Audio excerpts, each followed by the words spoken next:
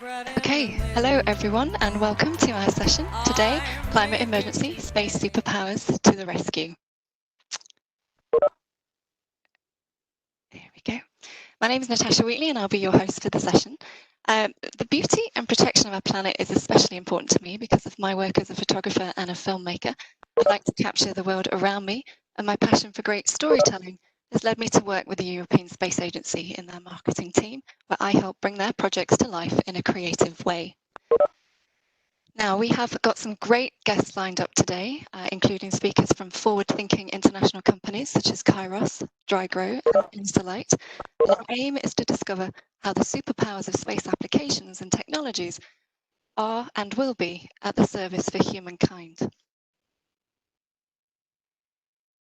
So our world is changing fast, and 2020, as we all know, has been quite the year so far.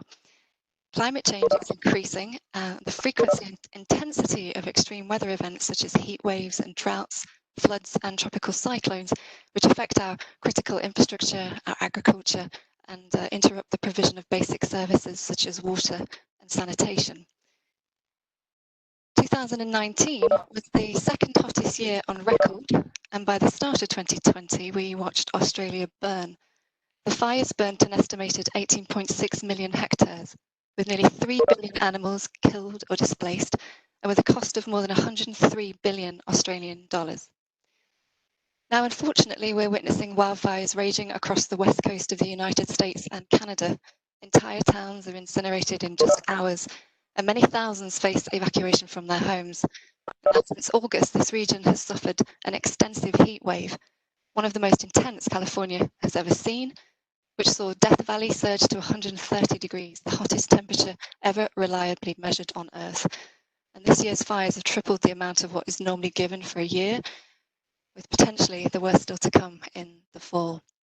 Now, while swings in extreme weather are also on the rise, and while the fires raged across on the west coast, just a few hundred miles, or just 100 miles actually, east in Colorado, it was snowing, following record-breaking temperatures only 48 hours before. It also broke records for the earliest accumulated snow ever observed in 130 years, with up to 2 feet in places.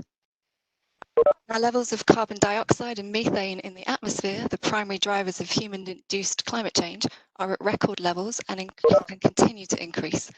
The 2018 report by the Intergovernmental Panel for Climate Change highlights a number of climate change impacts that could be avoided by limiting global warming to 1.5 degrees Celsius, compared to 2 degrees or more. Now, droughts, storms, and extreme weather events are increasingly likely to continue with a temperature rise above 1.5 degrees. Start spreading the